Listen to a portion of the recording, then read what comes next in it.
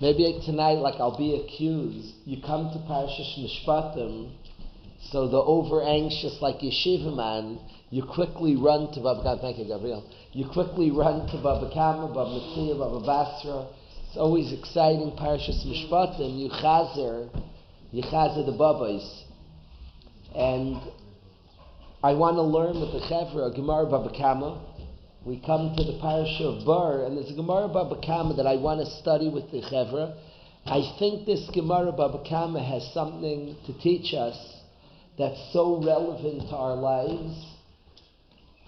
I think the more we live this value and incorporate this value is a big key to success in the handling of our own lives. The Gemara Baba Kama Nun Amud Beis says as follows. It's in the middle of the sugyas, the middle of the fifth parak, which deals a lot with bar. Bar. And the Gemara says as follows. Tana Rabbanan learns, La yiskal adam irshusay l'rshus harabim. Don't take racks off one's property and put them into Rishus Harabim.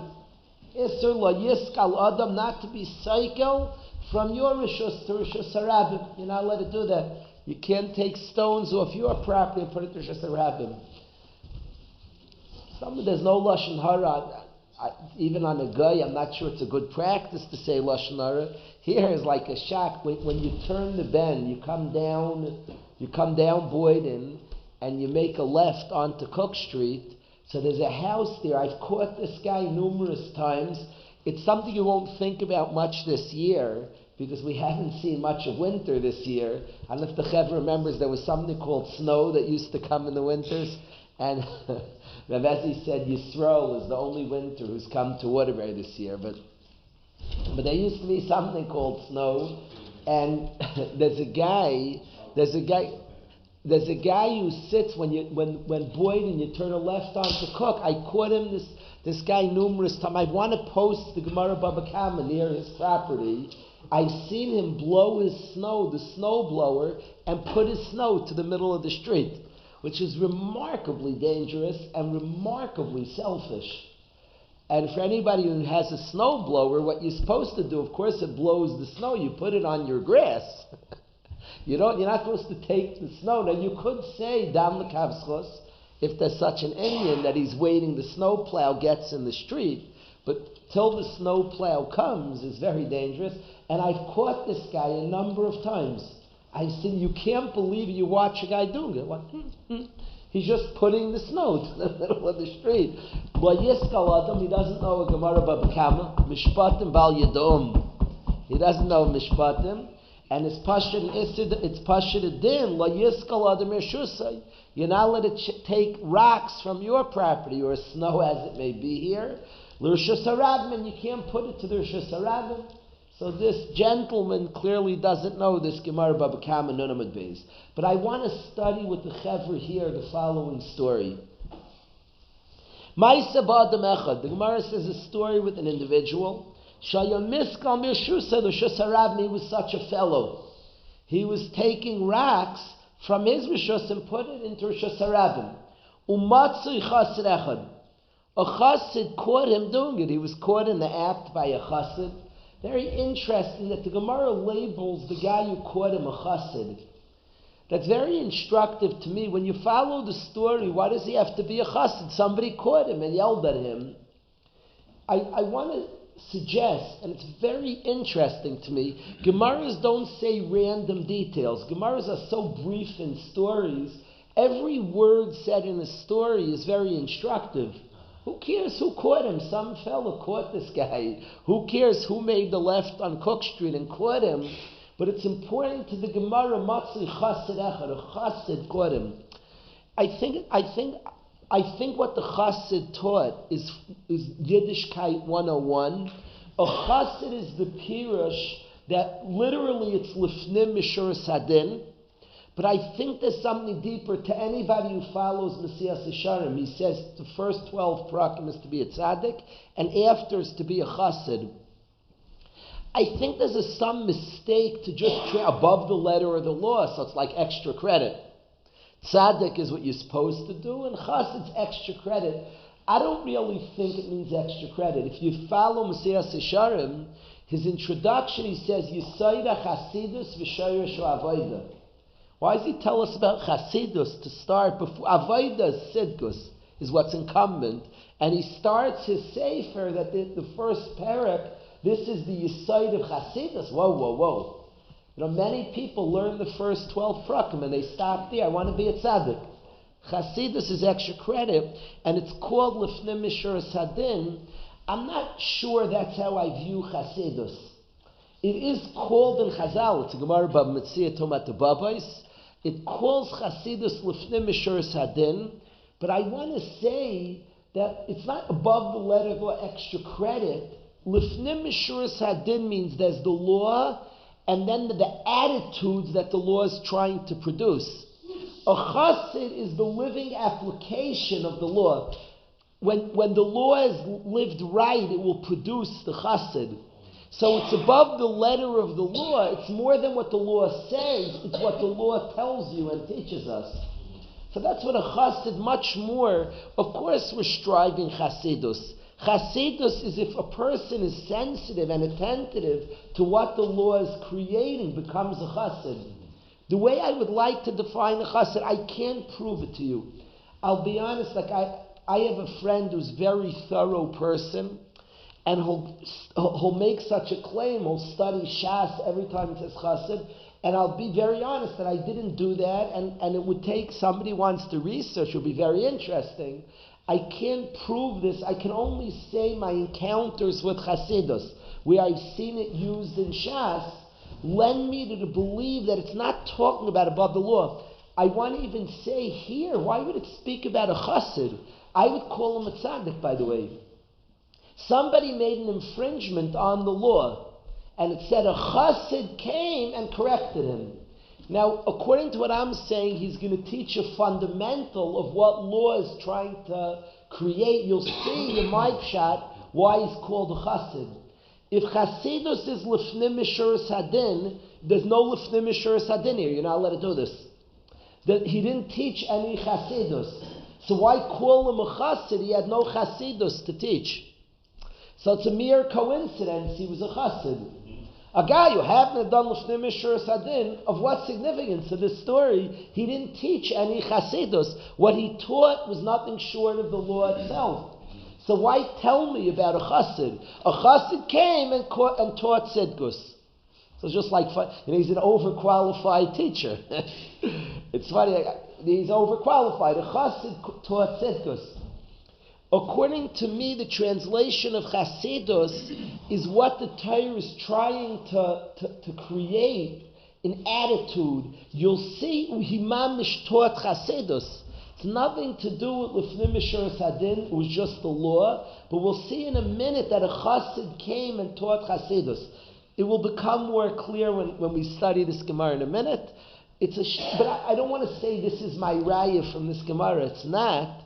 I have other chazal. To me, what I understand chasidus is somebody who gets what the Torah is trying to say beyond the law. So it's not extra credit, if you will, it's an understanding of what the law is trying to produce.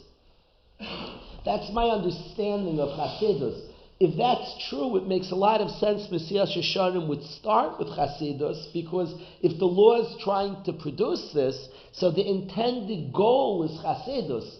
It's not extra credit at all, it's actually the Saif Maaseh Machshavat Chil, it's actually the end game. The end game is Chasidus. If the entire purpose of the law is to create this, so then what you're striving for is Chasidus.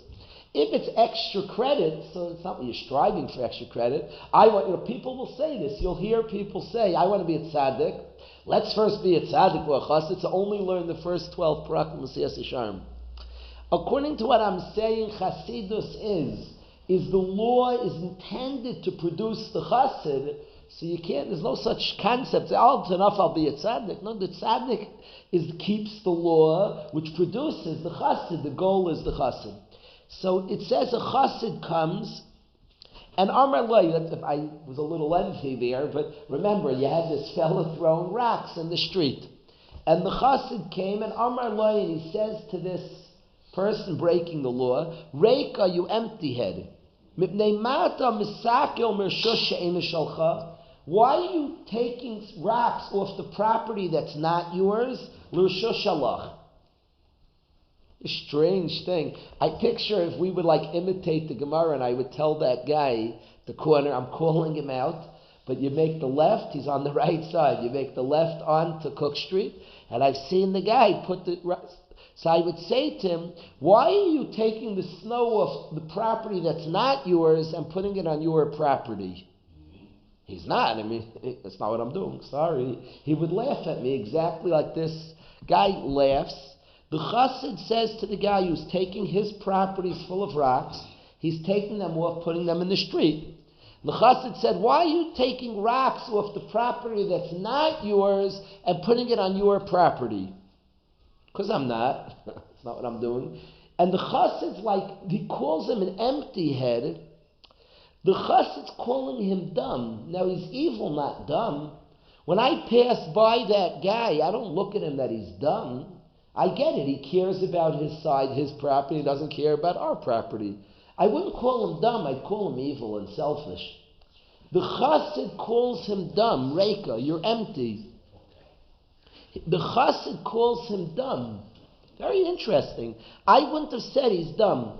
When I would never say Reika. Sharp lines are very exact. I would never call him empty. Reika, you empty. Now, it's funny, I shouldn't even say the word dumb, and I'm going to say a pshat that it's very exact. He calls him empty. I really should use that word that he says, Reika, you empty. We'll get in a few minutes that the attack is he says, you're empty. Not dumb? He says Reika. Now you could say it's a brain that's empty of intelligence. The word might be a different shot, we'll see in a minute. But he calls him Reika, you empty one. Very interesting. Empty one, why are you taking from the property that's not yours to the property that's yours? And this person, Ligligol, just laughs. Like you're looking at me strangely. He laughs at the chassid. He laughs at the chassid. If the chassid would have called him selfish, he wouldn't laugh at the chassid. I have this rule that when you give mussar that's true, it works. Truth is recognizable. When you tell people off in a way that resonates, why wouldn't they listen? People accept the truth. Mikarim divrei emes. If you give mussar constantly and it doesn't work, you have to ask yourself, maybe I'm not teaching the right thing or the right way. Because people listen to the truth. The truth resonates usually. And here, the guy laughs. If he would have said to this guy that you're so selfish and you just care about yourself, you don't care about us, he wouldn't laugh. He might disagree. There's nothing funny about that. He would say, okay, shrug, I'm selfish, aren't we all? He probably would answer, aren't we all? Okay, but it would hit home, you're so selfish. He didn't tell him you're selfish.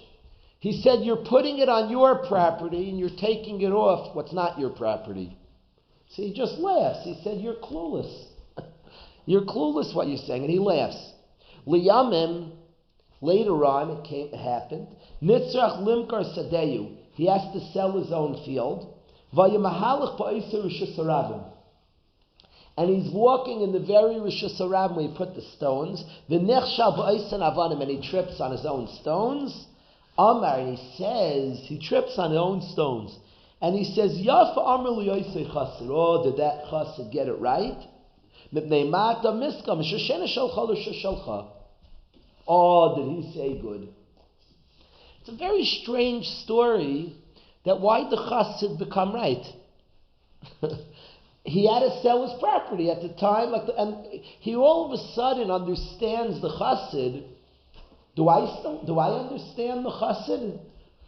Do you understand the chassid? The chassid said a bizarre thing. Later on, he has to sell his property, and he says, Yafar, the chassid said shtar. Why did the chassid say shtar? He didn't say shtar at all. At the time, I owned it. And the chassid called me so empty, so devoid of understanding. I wasn't so empty, I wasn't stupid. At the very least, I just was selfish. So why did the chassid say good? What did the chassid say? And the way I want to say, the way I understand this Gemara, To me, it's exact Chasidus. The Chovos Halvavis writes about our wealth, and he says something rather shocking, the observation of how a Yid views wealth, and in light of the Chovos Halvavis, this Gemara is gorgeous. And the Chovos Halvavis says that the way we understand ownership, the world says ownership, anything that's yours, you own. The Chovos Halvavis says about all our money that it's pikadon by you. God puts our money by us. When I say our money, I mean any talents and abilities. You're allowed to utilize what you need k'dei chayav. A pikadon, I could say, listen, hold this money. What you need to live, no problem. And the rest, you decide where you put it.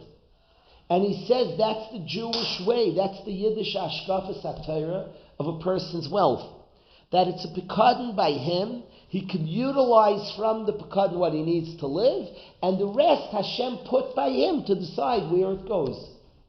Amazing attitude to money, which comes out that ownership is the right to choose where it goes. We call this in the Lashon HaGemara Toivus Hana. What we own in our money is only the right to decide where to put it. That's ownership means. It doesn't mean it's yours. It's the right to decide where. The pasuk says, Ishes Kedoishav La'yiyah, talking about Trumas and Maasros, says you own it. Ishes Kedoishav, that which is Kadosh, Trumas and Maasros, La'yiyah you own. Really? You own Truma? If you eat it, you're Chayav Misa. Says Chazal, you own it, you have a right to decide which Kayin takes it. You would think a Kayin could just come to your house and run away with your Truma? Ishes Kedosh of La'yiyah means you have a right to decide to which Kayin you give the Truma. You have a right to decide to which Levi you give the Meiser. That's funny. The pasuk says it's yours. That's misleading. It doesn't really mean it's yours. It just means Toivus Hana. Shucks. According to what we're studying in the Chovos Halvavis, that's what yours always means, the right to decide where to put it. Bailus does not mean that you own it. It means you have a right where to put it. What you truly have is not what's by you. It's where you put it. Forever you have where you put it. Forever you have where you put it. That's all you ever owned, where you put it. And the right to put it, and where you put it is what you have. Where you put it, that's where it stays, and that's what you have. Your shaykhus to this is you decide where it goes. How you utilize it is only what you have. There's in a person's good voice. At the end of, after 120, what does he have of his good voice? All the places he put it. All the times he used it. That's what you have for eternity. Of anybody's money, logically. What he has in Olam Haba, all the choices he made, where to put his money, that's his eternally. The places we put it is what we keep forever. Good looks, charisma, anything we have. We don't stay charismatic in Olam Haba. We don't stay good looking. We don't stay rich. The rich man is not rich in Olam Haba. His money doesn't go after him. So what of his money stays? Wherever he put it, that's what he has forever. So where we put it is what we have. Very like an attitude that's true. It's called Chasidus because that's exactly what Chasidus is. Understand what the law is saying. Do you know it says on Trumas and Maasros that it's yours and you're not allowed to eat it or have Hana and it calls it yours because you decide where it goes. It's not being cute. Oh, come on, like I got excited. This is the first time we stood at Har Sinai now and we learned the halachas. And Hashem said, Ishis Kadosh Avlayah, yes, I get to keep my truma. No, I don't mean you get to keep it. You can't touch it. Don't eat it. Don't be nene. You could decide who it goes to. That's always bailus. The ability to decide where it goes is bailus. That's bailus. That's what we understand ownership is. The right to decide where to put it. If so, that's exactly what the chassid, this chassid who gets Torah, is telling him Reika. And it's interesting. Reika could mean like an empty brain. I wonder if he's saying you don't have anything because you don't care where things go. You're taking rocks from your property and putting them on Rosh Hashanah. So you're doing bad stuff. you're doing bad stuff is emanating, your property's not yours. You literally remain empty.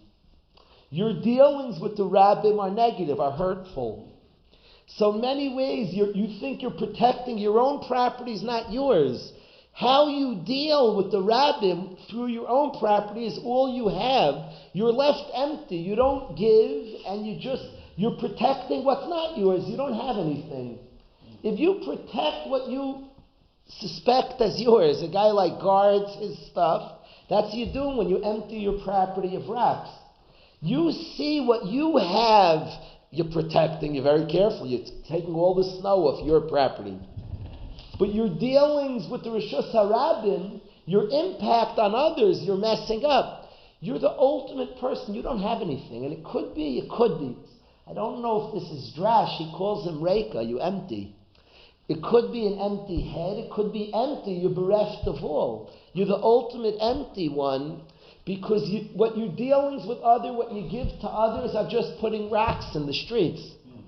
So, and he says to him, why are you doing from the property that's not yours?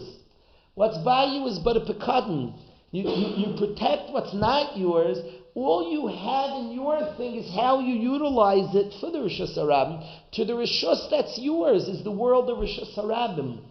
When he tripped walking the street, it spoke to him what the chassid said. Later on, he's in the street. He saw his own possession. He doesn't even have anymore. So was that really bailus, that which I lost so easily? And in the place where he interacted with the Rishus HaRabim, caused himself to trip. And what he saw is that the chassid was right. This lesson the chassid taught. What we have is how we utilize it towards others. What we give or take from others, that's what we have or don't have forever. Our interactions with others, how we utilize it for the benefit of others, that's what we keep forever, that's what we have forever. Ishes kedayshav la'yiyah. A man, his trumas, his meisers, that's what he has. There are mefarshim, it could be, I saw this, I don't want to say it might have been our Chaim HaKadosh, and it's not different. I love when drash and pshat are not really different. Ishes Kedosh Shavloiyah. I for sure saw in a Chassidish sefer, it might be the Chaim HaKadosh, but in a sefer us Chassidim learn, I don't remember for sure, but I saw homiletically translate Ishes Kedosh Shavloiyah. The Pashup Pshat of Chazal is you own Shumas Amaisus. It means you own as you decide where it goes. I saw like a Chassidish Pshat, Ishes Kedosh Shavloiyah is your Kedosh of that which you use holy, that's what you have.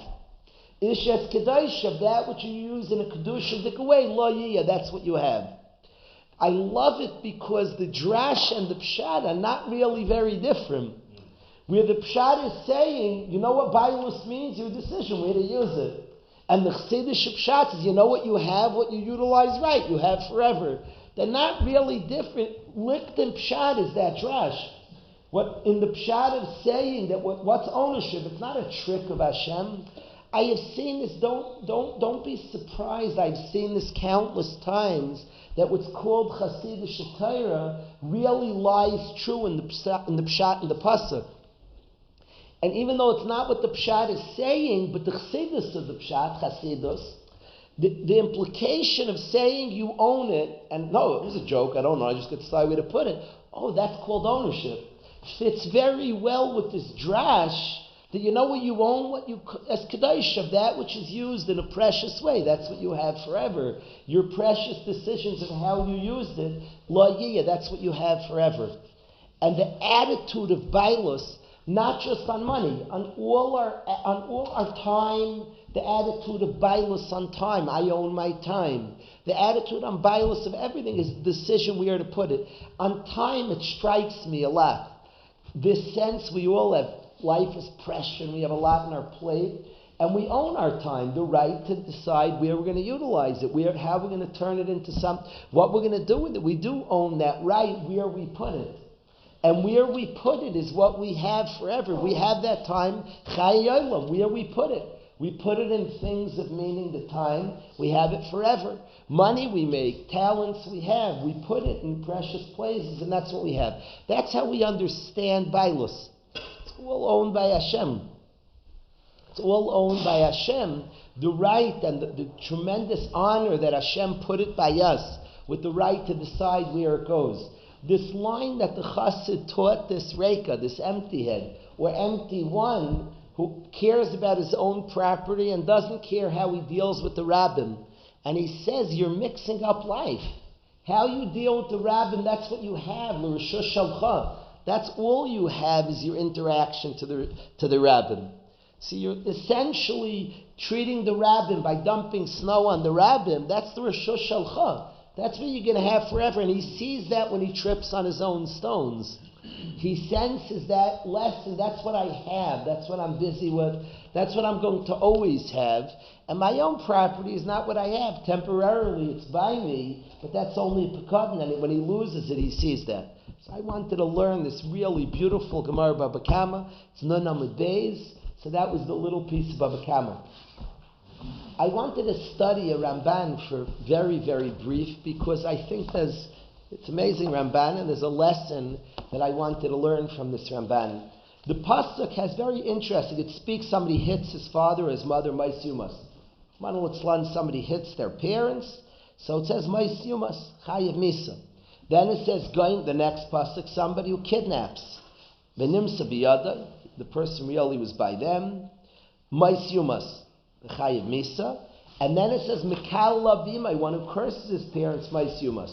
And the Ramban asked the obvious question that the first pasuk speaks about hitting a parent, so the next pasuk should be cursing a parent. Hitting a parent and cursing a parent is chayiv misa. Kidnapping is chayiv misa, but it interrupts. Hitting a parent is chayiv misa. Kidnapping is chayiv misa. Cursing a parent is chayiv misa. Why does it split up hitting and cursing a parent? Those should be back to back. Seems rather strange to put in between hitting a parent, kidnapping, hurting, and then cursing a parent. Why they broken up? So the Ramban says very pshatavadik. There are gishmak machshavos to think about. The Ramban says very pshat, gishmak, it's sad Indian, but gishmak. He says that Maka Aviv and Gainev Ish have the same Chiyav Misa. He says those two is Misasai B'chenek.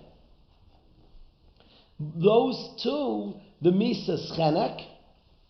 If you look at Rashi on the spot, you could even time the Rashi doesn't say why he's saying it.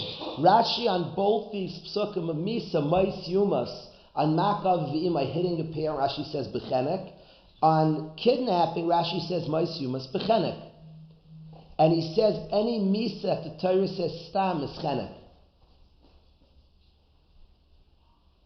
And he says, Rashi asks the Kashi, he says, Hifsika Inyan, and it says, Gainev Ish, to Maka Avim, Lekala Avimai, he brings that's the Machlaikis, Maksha Kalaklal, Masaloi Makshinan.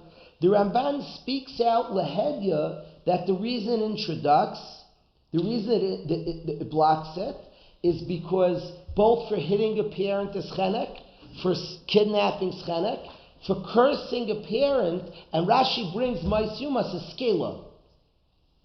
Mais Yumas by cursing a parent is skela. So the break in the order is the first two are chenek. That's why it interrupts with kidnapping. They don't have the same punishment. So it sticks in. Hitting a parent, chenek. Kidnapping, chenek. Cursing a parent, skila.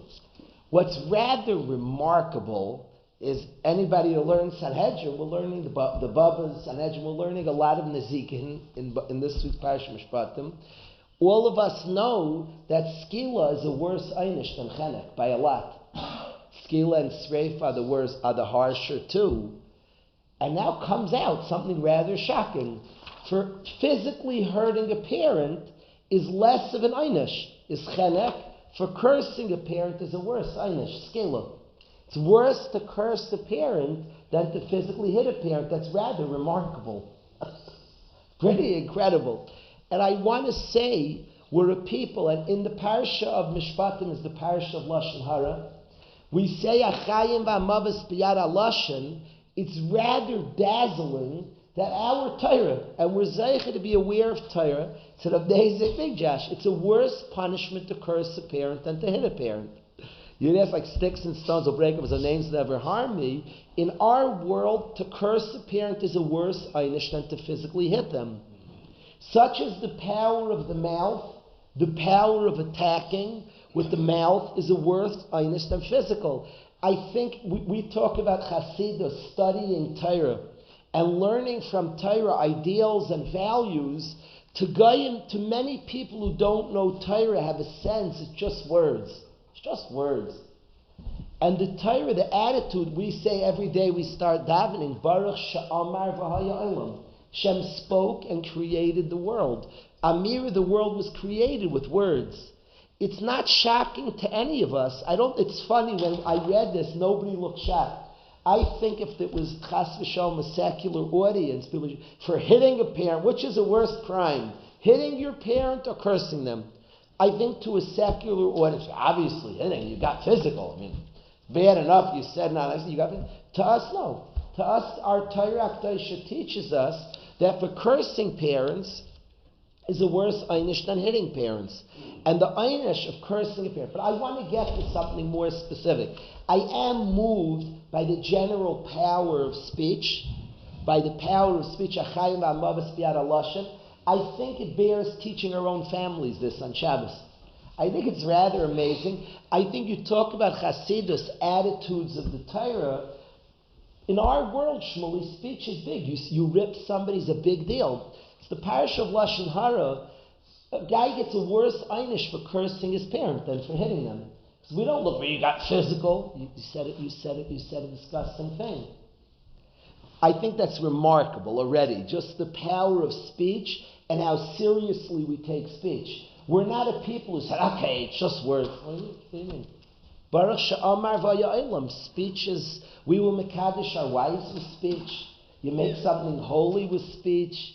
And we're a people who put a lot more power in speech, hachayim v'hamavos b'yad halashon, than I think people who don't know Torah. And in our world, for striking a parent, a horrible thought, but what's worse yet is cursing parents. But I want to bring something else out, and what I want to say is there's an inyan of kibbud avim, to respect parents. And certainly we respect parents, it says, sai b'maisa b'dibur v'machshava. There are laws of action, there are laws of speech, and laws of thought. The Chayadam writes that the Iker Kavod is b'machshava. The main kavod is up here. The main kavod, chayiv to parents. When we say to be mechabed parents, it means to hold of them. That's what it means to be mechabed parents. Reb Chaim Shmulevitz used to beg people. He said, your parents, you should think of one midah, one attribute they have, and respect, because respect is the ikar respect, is what you think. It's rather remarkable. Ikar kavod is b'machshava, this important mitzvah. So he used to advise his talmidim often to come up with some midah, some attribute of the parents that you identify them. That's your picture of your parents. Because you want to be mekayim, kibbud. And the ikar is, what are you thinking about them? There's a din to be mechabed a yid. Himlachtecha chavercha. Ikar kavod b'machshava. Reb Chaim Shmulevitz would advise to see good things in people. Because ikar kavod is b'machshava. Think a good thought. Be mechabed and think something precious in your mind about them. Ikar kavod b'machshava. And I want to say that to me this halacha reflects that. If the ikar kavod was your action, then I still believe striking would be worse than cursing. In the action, l'chayra, dibur is not a maisa. It came azoy vayt to a maisa. So if the ikar kavod was the maisa, then the ikar breach would be hitting over talking. If the ikar kavod is b'machshava, so then already I can hear that cursing is a worse sense of b'machshava, of what you're holding. The ability to say such things. The kavod is much more of what are you saying about them and to them. To be mekalel means that you're breaching the machshava. In the world of machshava, being mekalel is a more direct breach of the ikar kavod. The ikar kavod is holding of them. B'maisa could be, people say, I didn't mean anything, I was angry at the moment. Now I admit that you could tie that on being Mekalel also, but Mekalel is a direct breach of Kibud. Kibud is b'machshava. Mekalel is you cheapen them, you curse them out. The most direct breach, what? You punish them machshava? No, so it has to be a deeper. It has to be a deeper. Rav Aaron's right that if a guy would think a killel, there's no chiyuv misa. But to me, the being mekalel is the most direct breach of kibud. You verbally spoke out. The opposite of holding them is you cursed them out. The most direct breach of kibud might be mekalel. So again, the power of deeper is very much here in the fact that this is a chayadam. And I don't know if this answers it up to everybody. It's a funny thing. A person hits his parents is less of an einish than cursing them.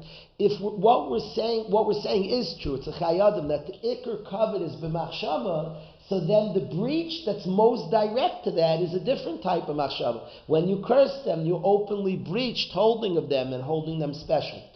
It could be somebody Katayna hitting is also shows is megala that. But the thing that directly is the breach of covet is Mekalel. Lemaisa, I wanted to share that chayadim. I thought that's an important chayadim to know that the chiyuv to be mechabed parents. The chiyuv to be mechabed parents, the ikr is b'machshava. That's very demanding. It's very demanding. You could picture a guy, and if the Torah is real, the Torah is emes. You could picture a guy who's incredibly careful with his parents. Stands up when they walk in, serves them, visits them, calls them, and doesn't hold of them, and they're not really mekayim kibbut avim. The best thing for us all, as much as we can with our parents, is to identify a positive attribute that they have and see them that way. Ikr kavod is b'machshava, is holding stark as much as we can of our parents. All the chiyuvim of kibbut, to be mechabed another yid. Ikr kavod is b'machshava. Himlachtecha chavercha is one of the questions they asked us after 120, when you mechabed your friend. And be mechabed our friend would mean not just we didn't speak badly to him. It means b'machshava. The Rambam says a Rebbe has to be mechabed of his Talmud. The ikr kavod be b'machshava. It's not what you say to him. It's did you really hold of him? Rev Hirsch writes that the bedrock of education, the basis of all chinuch is to kavod, is respecting the youth. Rev Hirsch writes, they all mean the same thing, that it's ikr kavod is b'machshava, and holding is the most important. I'm not sure, and I'd love to debate, I'd love to think about it, I'm not positive, I'm right. I'm saying if that's the ikr, and the Chayyim writes it's the ikr, then it's not so strange to me that mekalel is a worse breach than makkah.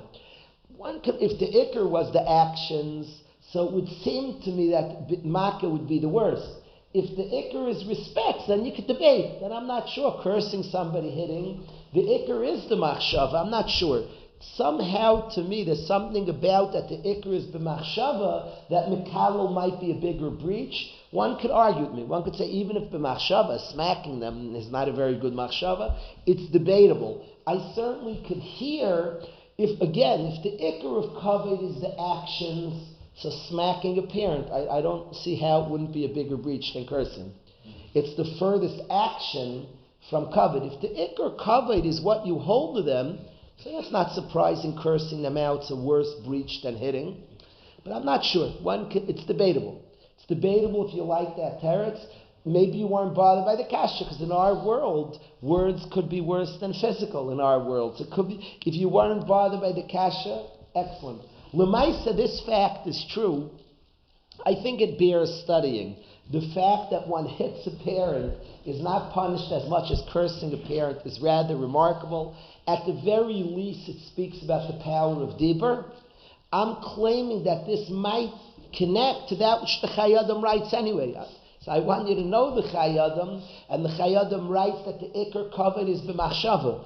To me, then, the breach of cursing is understandably might be worse than the breach of hitting. L'maisa, that's the halacha. It's a worse einish. That nobody can deny. The halacha is that for cursing a parent, chas v'sholem, is chiyuv skila. For hitting a parent is a chiyuv of chenek, and that's an open Mishnah in Sanhedrin, that skila is the worse einish than chenek. So go figure. If you have a different shot, would be interested in hearing.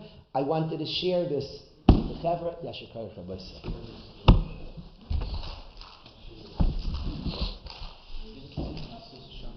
That was.